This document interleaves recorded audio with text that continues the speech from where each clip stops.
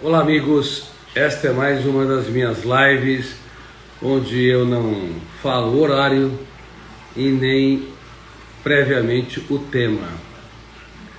E nesta live eu vou comentar com vocês sobre como ter um ano feliz emocionalmente, tranquilo, sereno, um ano mais leve, mais rico, que vale a pena ser vivido. Isso do ponto de vista psiquiátrico, psicológico e sociológico. Então, por favor, abra bem os seus ouvidos e se você achar importante, já envie a mensagem para os seus amigos, seus parentes, para que todos eles possam assistir às 10 regras de ouro para um ano mais leve e feliz. Esse vai ser o conteúdo da minha abordagem. E nunca se esqueça que eu raramente tenho tempo de dar palestra, demora muitos anos para aceitar um convite, mais de 5 anos, por isso tudo que eu faço é um treinamento. E eu aqui vou dar um pequeno treinamento de uns 15 minutos, mas espero que você, ao longo da sua história, exercite tudo que eu vou dizer, caso contrário, morremos na praia. O inferno emocional está cheio de pessoas bem intencionadas, que intencionam mudar, intencionam ser mais calmas, tranquilas, serenas, viver uma vida mais gostosa, mais rica, mais leve, mas continuam numa eterna mesmice. Aliás, o ser humano tem uma tendência notável em viver no cárcere da rotina. Ele não se recicla e não se reinventa, embora o deseje frequentemente. Então vamos lá. Para ter um ano mais leve, feliz, tranquilo e emocionalmente saudável. Número 1. Doe-se sem medo, mas diminua a expectativa do retorno, porque os íntimos são aqueles que mais podem nos frustrar e nos ferir. Se você tiver medo de se doar, você vai se chafurdar na lama do egocentrismo. Você vai querer se proteger, porque não vai se expor, não vai querer se estressar, e vai perder de forma solene as habilidades para que você possa conviver em família, entre amigos, de maneira mais rica e profunda. Você tem de se doar.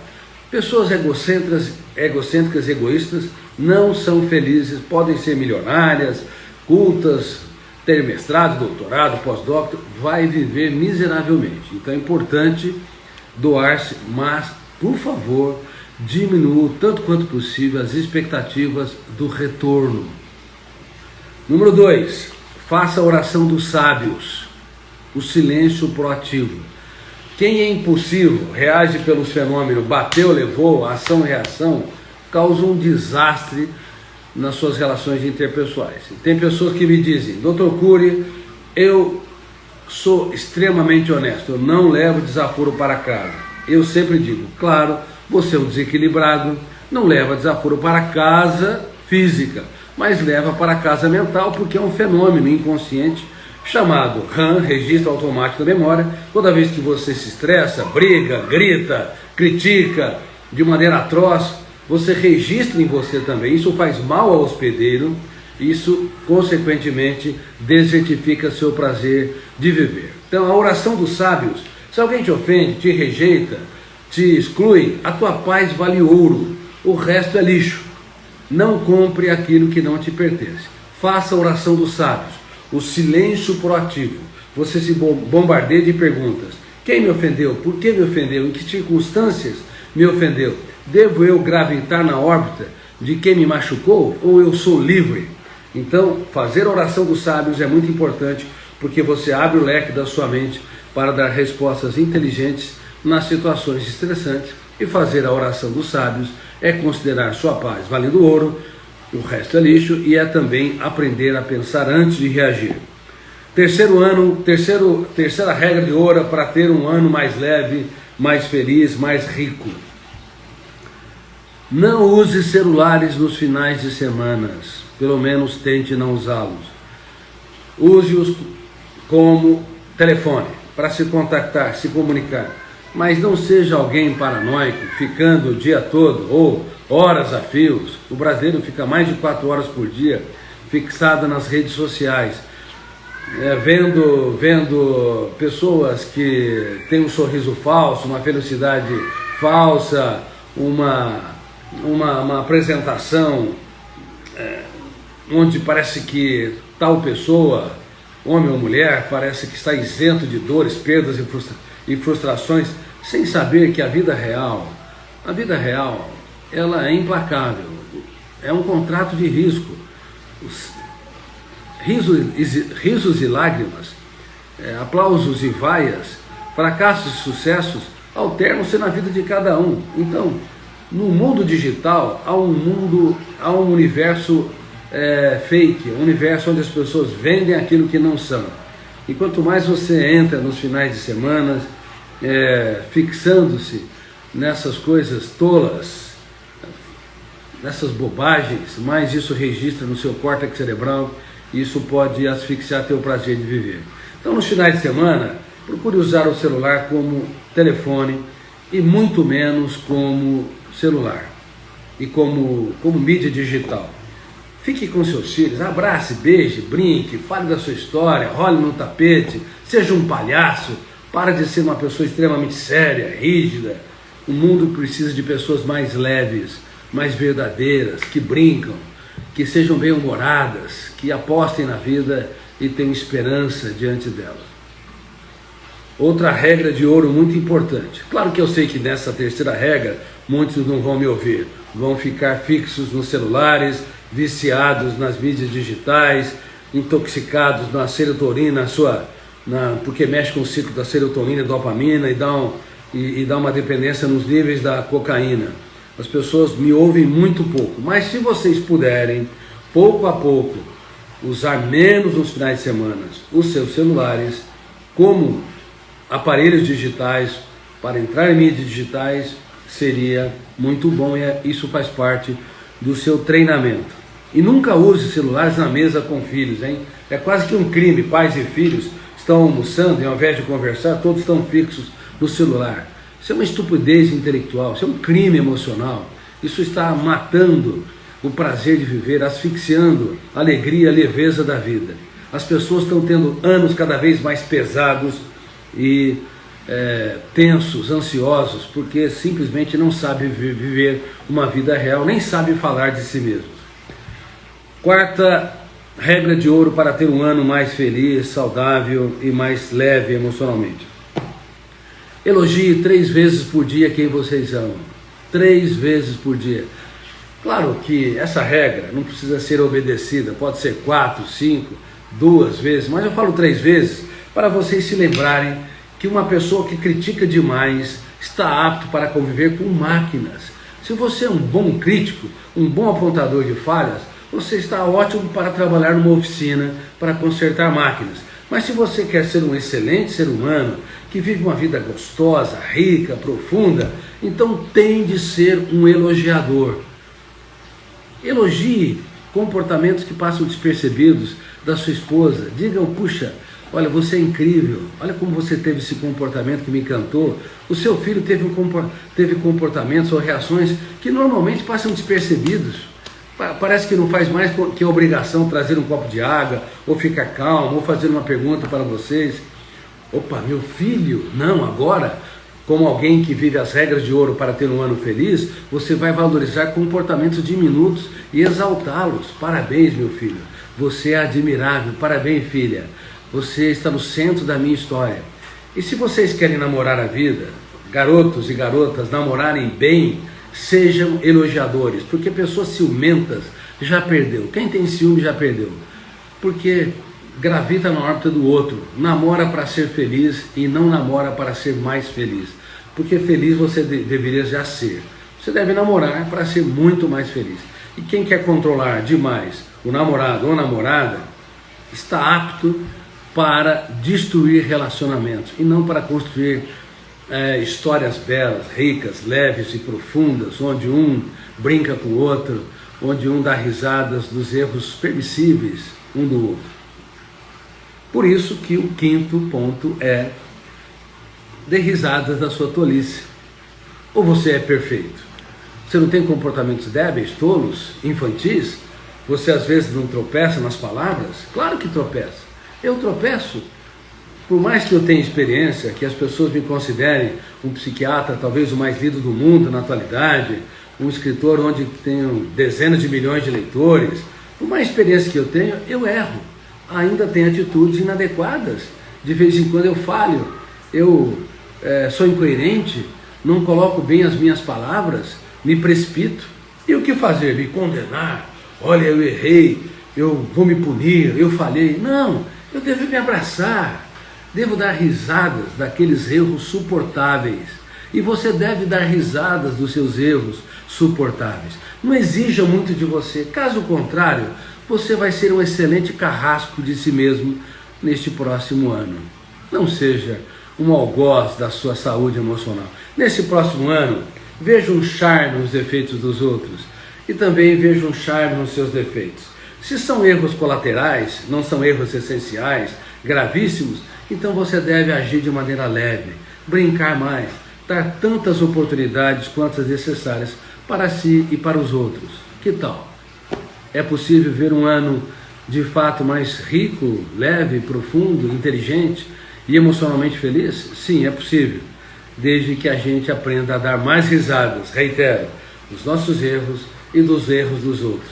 Levar uma vida mais tranquila e serena e não a ferro e fogo. Porque os criticistas, os apontadores de falhas, eles causam desastre nas relações interpessoais. Número 6. Não faça o velório antes do tempo. Muitos são especialistas em sofrer por antecipação. É quase que inacreditável. Eu sou professor do programa do mestrado e doutorado da USP. Minha disciplina é gestão da emoção para a formação de professores brilhantes. Mas os professores não são leves. Os professores, eles sofrem por antecipação, eles sofrem pelo futuro, têm medo de ser agredidos. Os professores têm medo de quando entrar num embate com os seus alunos, porque vão perder o autocontrole, quando na verdade, quando vê um aluno errando, falhando, ao invés de dar uma bronca, surpreende o aluno, dizendo: olha, eu tenho muito orgulho de ter você na minha classe. Eu quero dizer que você não é mais um número nesta plateia, mas um ser humano único. Quando você super elogia o seu aluno num foco de atenção e depois pergunta: agora pense no seu comportamento, o que você acha disso? Você levou o seu aluno a fazer a mais importante viagem, uma viagem para dentro de si mesmo. Deixou de sofrer por antecipação para poder surpreender as pessoas que te decepcionam. E quem não nos decepciona? Por favor, o futuro é apenas um conjunto de possibilidades. Mas se você fazer do futuro um velório, ficar velando os problemas que não aconteceram, crises, desempregos, conflitos, você estará infectando o único momento em que é possível ser feliz, realizado e relaxado. Mas é quase que inacreditável como o ser humano sofre por antecipação e ele se torna um carrasco da sua saúde emocional. Todos os dias duvide do sofrimento por antecipação. Aqui dentro, eu duvido que eu vou ficar gravitando na órbita dos problemas que não aconteceu. Eu quero pensar no futuro só para desenvolver estratégias para resolver os problemas, mas não para ser um escravo dele. Eu critico ideias perturbadoras e eu determino ser autor da minha história. Eu determino neste próximo ano não ser uma pessoa frágil, fraca, insegura, que não toma as rédeas do meu próprio ser. Eu vou pilotar a minha aeronave mental. Então a técnica DCD, duvidar, criticar e determinar, você deve fazê-la no silêncio da mente, todos os dias, do dia 1º de janeiro até o dia 31 de dezembro. É assim que você treina seu eu para ser gestor da sua mente e autor da sua própria história. 7ª regra de ouro para ter um ano mais feliz, mais tranquilo, mais sereno: cobre menos. Cobre menos. Toda pessoa que cobra demais de si e cobra demais dos outros está apto para trabalhar numa financeira, para cobrar dívidas, mas não para construir uma história de amor rica, profunda e inteligente. Se você cobrar demais dos outros, você vai provocar o biógrafo do cérebro, que é um fenômeno inconsciente no córtex cerebral dos seus filhos, da sua parceira, do seu parceiro, dos seus amigos, que vai registrar janelas killers, e essas janelas vão se transformando em cárceres traumáticos, em núcleos, presídios de segurança máxima. Toda pessoa que é cobradora demais, ela é estressadora demais e promotora da infelicidade, do desprazer de viver. É uma pessoa que não sabe viver e também não sabe ensinar os outros a viver. Porque cobrar demais é uma forma atroz de fazer com que as pessoas reproduzam aquilo que nós mais detestamos. Se uma pessoa é teimosa, você fala, você é muito teimoso, para de ser desse jeito. Se uma pessoa é alienada, você é muito irresponsável, não cumpre as suas responsabilidades. Se uma pessoa é tímida, pare com a sua insegurança, seja mais ousado. Quanto mais você cobra, mais você registra aquilo que você detesta. Agora, quanto mais você promove, olha, você é inteligente, você é capaz, uma pessoa tímida mostrou algum comportamento seguro, parabéns, olha como você foi seguro, como você foi autônomo, uma pessoa teimosa, foi flexível, parcos segundos, por 15 segundos ou 30 segundos, puxa, como eu te admiro, você teve flexibilidade, como você tem capacidade de se reinventar. Então você reforça a janela pequena, diminuta, estimulando o biógrafo do cérebro a produzir plataformas de matrizes que vão se tornar a expressividade de características nobres da personalidade. Ninguém muda ninguém, temos o poder de piorar os outros e não de mudá-los, mas se nós cobrarmos menos, se nós apontarmos menos falhas, se nós elogiarmos mais todos os dias, nós vamos estimulando as pessoas a se mudarem, elas se reciclam, vamos estimulando no córtex cerebral elas construírem plataformas de janelas lights que vão gerando a expressividade espontânea da segurança, flexibilidade, autonomia, ousadia. Agora, se você achar que muda a personalidade das pessoas com broncas, você não entende praticamente nada de psicologia. Se você acha que vai mudar as pessoas elevando o tom de voz, criticando, constrangendo, pressionando você e os outros, infelizmente, você está sendo o carrasco, pior carrasco delas e o seu pior carrasco. Se você namorar a vida, brincar, dar tantas chances, ser mais leve e começar a ser alguém que financia os aplausos, se torna uma plateia notável de comportamentos diminutos, aí sim, teus filhos vão te admirar. Você vai ser um pai inesquecível, você vai ser um professor que fará toda a diferença na formação de pensadores. Você vai ser alguém que... Você vai ser parte de um casal que promove a vida, a alegria e o amor sustentável. Caso contrário, comportamentos de antigestão da emoção, como eu tenho mostrado, são péssimos para destruir relacionamentos. E, sinceramente, a nossa espécie é tosca, débil. No mundo todo, chineses não sabem viver essas regras de ouro, japoneses não sabem também, malasianos, ucranianos, russos, europeus, africanos, brasileiros, latinos, norte-americanos, somos péssimos para conviver com os outros, porque nós não sabemos, nós não entendemos as regras de ouro da gestão da emoção, como construir relações saudáveis e mais leves. Reitero, somos pessoas que esperam demais a expectativa do retorno dos outros, isso é péssimo. Nós reagimos sem pensar impulsivamente, isso é péssimo. Nós usamos excessivamente os celulares e esquecemos as pessoas reais que estão do lado, e isso é péssimo. Não sabemos elogiar, não sabemos dar risadas das nossas tolices e também dos erros dos outros saudavelmente.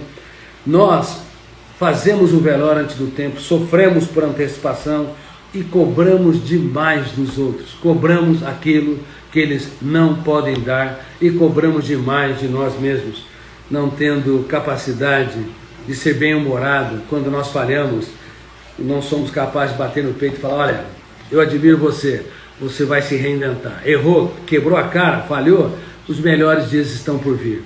Nós não sabemos fazer isso. Eu falei de 8 regras importantes de gestão da emoção e 8 anti-regras, obviamente, fundamentais para destruir relacionamentos. Agora, a outra regra fundamental sonhos e disciplina. Sonhos sem disciplina produzem pessoas frustradas. É necessário sonhar. Sem sonhos não há esperança, sem sonhos não há motivação para a vida, sem sonhos você não se encanta, você não se reergue depois de um fracasso, seja no relacionamento com um parceiro ou uma parceira, seja um fracasso financeiro, seja uma crise financeira importante. Sem sonhos a vida fica pesada demais. E sonhos não são desejos. Desejos são intenções superficiais. Eu desejo ser uma pessoa calma e sou um poço de ansiedade. Resolve 10 minutos, até que alguém me contrarie. Eu quero ser uma pessoa segura, autônoma, e eu sou uma pessoa com medo da vida, medo do futuro. Bom, de hoje em diante eu vou ser mais forte. Isso é tolice, isso é heroísmo. Nós precisamos treinar o nosso eu, as regras de ouro, as técnicas de gestão da emoção. Bom, todos os dias eu preciso ter sonhos como projetos de vida, mesmo fracassando, mesmo passando por dores, perdas e frustrações, eu não desisto, porque eu sou teimosamente apaixonado pela vida. Então você tem que ter sonhos como projetos de vida, e não desejos que não resistem aos problemas da segunda-feira. Sonhos, sem sonhos nossos céus emocionais não têm estrelas, nossas manhãs não têm orvalhos. Mas você não só pode ter sonhos, você tem de ter garra, sonhos e disciplina. Por que muitas pessoas inteligentíssimas não realizam grandes projetos de vida? Não porque não são capazes intelectualmente, não porque não são cultas, não porque não têm habilidades, é porque lhes falta uma habilidade. Tem várias outras, mas lhes falta uma habilidade: disciplina. Disciplina quer dizer transpiração, garra, capacidade de você teimar mesmo diante dos fracassos, capacidade de você nunca desistir e capacidade de entender que quem vence sem riscos triunfa sem glórias. Quem vence sem riscos triunfa sem glórias. Se você tiver medo dos riscos, você está fora do jogo. Se você tiver medo do fracasso, das crises, do vexame, medo da opinião dos outros, você está fora do jogo. Porque toda pessoa que quer realizar seus sonhos precisa de disciplina. E todas as pessoas que têm disciplina têm de entender que quem vence sem risco triunfa sem glórias. Os sonhos não determinam o lugar onde você vai chegar, mas te produz a força necessária para tirar do cárcere do conformismo, do coitadismo, da autopiedade e levar você para lugares inimagináveis. Veja bem, quando eu escrevi na faculdade de medicina ainda, 400 páginas, eu tinha um livro chamado A Família Moderna, um Grupo de Estranhos, que tinha vários fenômenos já sobre o processo de construção de pensamentos, o fenômeno RAM, registro automático da memória, a psicoadaptação. Era um livro, bom, nunca ninguém me orientou como eu devo escrever um livro, e nunca ninguém me orientou quem eu devo procurar nas editoras, que era o chefe editorial. Eu não sabia, eu só sabia que tinha um sonho de escrever obras que contribuíssem com a humanidade, e eu tinha disciplina. 4 horas por dia no último ano da faculdade de medicina, eu ficava no diretório acadêmico, num ambiente cheio de lixos, escrevendo na minha máquina de escrever. Quando eu terminei relativamente a obra, eu procurei editoras, bati na porta, nem marquei encontro. Bom, ninguém me recebeu de braços abertos e nenhuma editora apostou em mim. Agora vou fazer o quê? Eu fiquei 3 a 4 anos escrevendo essa obra. Ninguém apostou em mim, eu vou desistir. Não, agora é que eu vou lutar mais. Me rejeitaram, me excluíram, agora eu vou me aprimorar, vou escrever e reescrever minhas ideias de maneira que toque as pessoas e contribua de fato com a sociedade. E 17 anos se passaram desde a primeira vez que eu comecei a escrever a teoria da inteligência multifocal. 17 anos. E eu procurei novamente as editoras. Sabe quantas editoras abriram as portas para mim? Nenhuma editora. Elas diziam: olha, o seu livro é muito complexo, mas não preenche a nossa linha editorial. Fui rejeitado por uma editora atrás da outra. E vocês não sabem, quando eu terminei a faculdade de medicina e tive a primeira leva de rejeição, eu fui então trabalhar. Eu era formado em medicina, precisava me especializar, ganhar dinheiro, estava casado e logo fiz muito sucesso. Era consultor do jornal Folha de São Paulo, fazia matérias na Veja, todos os canais de televisão, mas 2 anos depois do auge do sucesso, eu percebi que eu estava traindo o meu sonho, o sonho de escrever uma nova teoria, o sonho de contribuir com a humanidade. E eu tinha este sonho, então eu voltei para o interior, saí de São Paulo, voltei para uma cidade pequena, chamada Bebedouro, uma cidade bela, e ali comecei a atender os meus pacientes da cidade, depois da região, depois de outros estados, depois comecei a atender pacientes de outros países, e eu não tinha placa, as pessoas, elas vinham atender por causa que elas ficavam tocadas com as ferramentas de gestão da emoção que eu estou abordando com vocês. E eu, nos intervalos, escrevia, nos finais de semana eu escrevia inclusive em muitos natais de Ano Novo. Eu escrevi obras como O Futuro da Humanidade, obras como O Vendedor de Sonhos e assim por diante. Eu queria contribuir com a humanidade. Eu tinha sonhos e eu tinha garra, disciplina, escrevia e reescrevia continuamente. Bom, até que, como eu disse, 17 anos se passaram e eu procurei novamente as editoras e foi uma segunda leva de rejeição. E agora? O que você faz? Depois de 17 anos lutando por um sonho e novamente é fracassado e rejeitado, desiste? Enfia a cabeça debaixo da terra e proclama: eu sou um miserável, não dei certo na vida? Ou agora é que eu vou contribuir com a humanidade? Agora é que eu vou me reinventar, agora que eu creio que os melhores dias estão por vir, agora é que eu vou trabalhar perdas, frustrações e transformar lágrimas em sabedoria, os dias mais tristes nos projetos mais importantes da minha vida. E foi o que eu fiz, Uma editora apostou no projeto depois de muito tempo, mas disse que eu tinha que tirar 500 termos. Mas como é que eu vou tirar 500 termos? Porque ninguém estava entendendo o que eu escrevia. De fato, era muito complexo falar sobre o que ocorre em milésimos de segundos no cérebro, que faz com que abramos as janelas da memória e conjugamos verbos tempo-espacialmente e desenvolvamos a consciência, as cadeias de pensamentos. Olha, eu tentei fazer o que essa editora me pediu, mas eu, infelizmente, não consegui. Eu publiquei meu livro e, de fato, quase ninguém entendeu o que eu escrevi. Só algumas pessoas estavam utilizando nas suas teses de mestrado e doutorado. Aí eu estava diante de um impasse.